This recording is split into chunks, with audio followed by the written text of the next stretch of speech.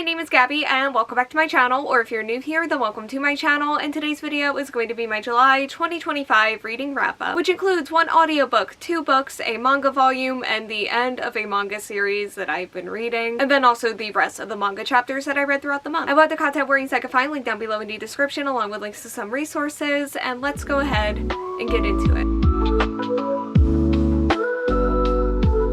And first up is that audiobook, which is This Woven Kingdom by Tahereh Mafi. And this follows our main character, who is the long-lost heir to an ancient Jin kingdom, but the rest of the world only sees her as a disposable servant girl, as she is forced to hide who she truly is. And then this also follows our other main character, who is the crown prince, and has always heard prophecies foretelling the death of the king. However, he never expected it to be a servant girl who he can't stop thinking about, who would uproot his kingdom and also the world. This is actually one of the few cases where I feel like I would have enjoyed actually physically reading this book to the audiobook. Not that there's anything wrong with the audiobook here, like I don't really have any complaints about it, like quality wise, but I also do feel like my brain would have been able to bring everyone and everything to life more easily if I had read it physically. But it also did feel really long and really slow, so at the same time, would I have been able to finish this book if I wasn't listening to it on audio? I truly do not know. And I do think that that is my biggest complaint about this book. Like, it was very slow and it did feel very slow. And actually that's not entirely my biggest complaint about this, because my biggest complaint is probably the romance. It felt very insta-lovey, which just felt kind of annoying. And this was a pretty romance-heavy book, but I also was pretty invested in the story at the same time. And I do like the characters, and I do feel really invested in them, because there isn't really a lot of action that goes on here. Like I said, it's pretty slow-paced, and I do feel like I was able to really settle in and get invested in the characters and what they had going on. So I do think that I felt like both positive and negative effects of this book being as slow as it is. And things did really eventually pick up towards the end of this book, to the point where I do think that I actually do really want to continue on with this series at some point. But the question is how, audiobook or physical book, and that is what is holding me up from actually continuing on with it. Because audiobook is easiest, but I feel like physical book has a lot of potential to take this series from like to mid for me to like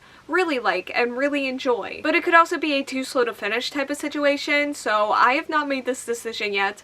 I don't know when I will. But for now, I ended up giving This Woven Kingdom 3 out of 5 stars. And next up we have Restart After Growing Hungry, which is the sequel to Restart After Coming Back Home by Cocomi. And Restart After Coming Back Home follows our hot-headed main character who left his home in the countryside for Tokyo, only to return home at the age of 25 after being fired from his job, and is there that he meets a man his age who was adopted into his hometown after he had already left, and this guy, he is super sweet but is hiding his own pain as well. So I was a little bit nervous going into this volume because I loved the first volume of this series so much, but luckily I also did really love this one. It was angsty with eventual comfort, which I love. It's one of my favorite things to do to myself when the comfort pays off, and this one definitely did. It was super cute. I love these two, and it was very focused on their relationship and partnership and just how to define their relationship and what steps that they want to take. And just like the first volume, there were a ton of cute moments and panels. I feel like I could read about these two for forever. It's also very slice of life, which I love. And yeah, I gave the first volume 5 stars. I am also going to give this one 5 stars, which makes my rating for the series as a whole 5 stars, and this one definitely has a really special place in my heart for sure. And next up we have chapter 129 of Kaiju number 8 by Naoya Matsumoto. And Kaiju number 8 follows our main character who wants to chase his dream of fighting kaiju along the side of his childhood best friend, and this was a dream that he had previously given up on, but when the time comes for him to try again, he ends up gaining the power to turn into a kaiju. Well,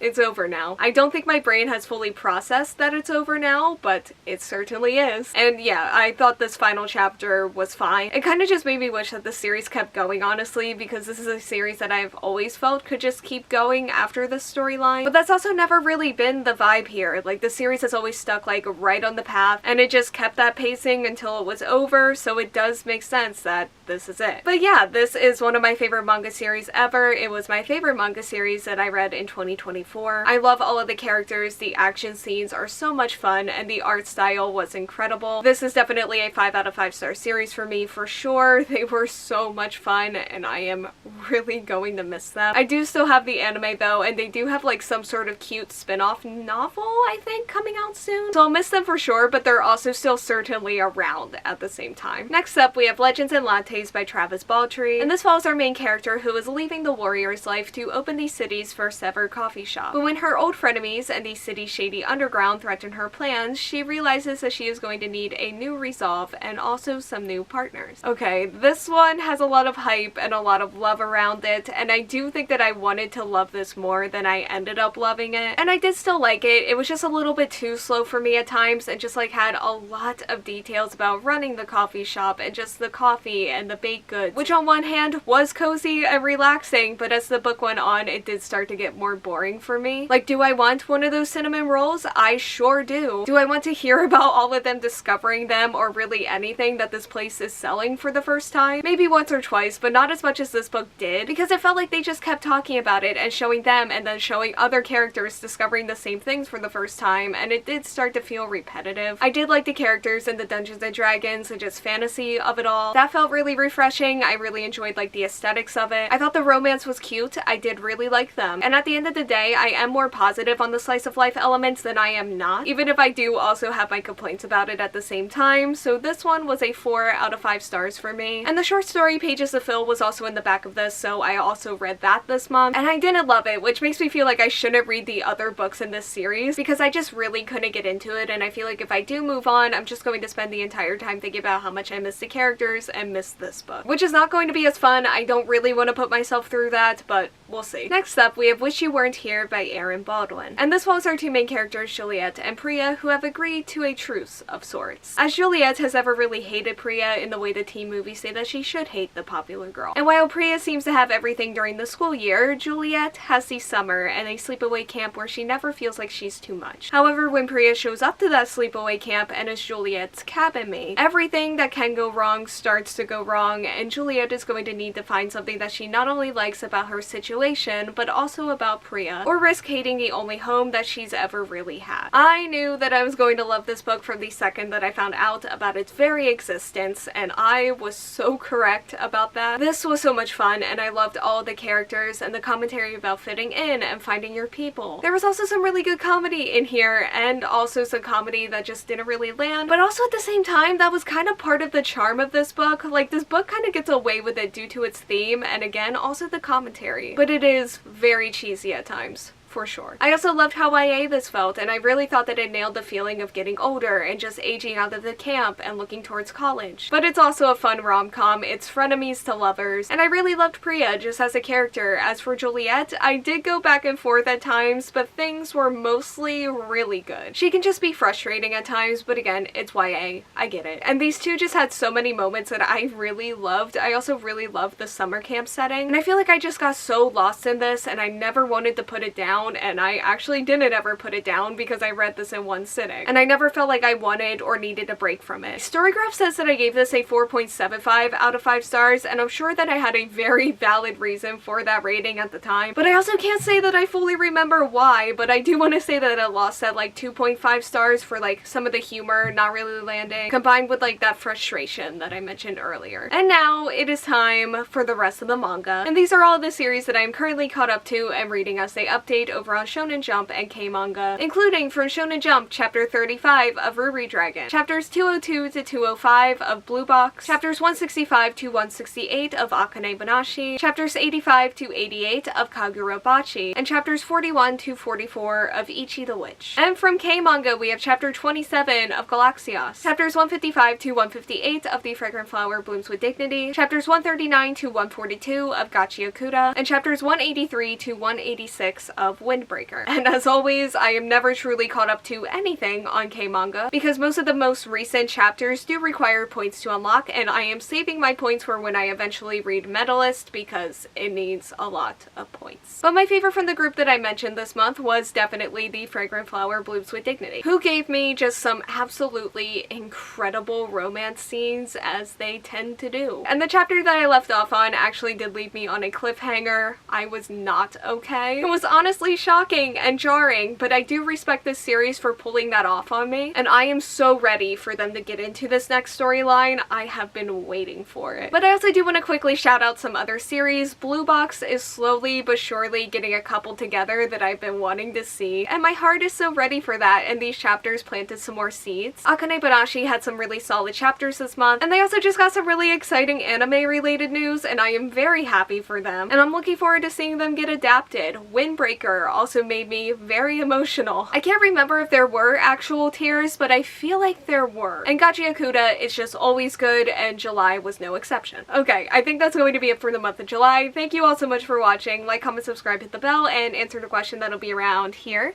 if you want to do that, and hopefully I will see you here next time. Bye!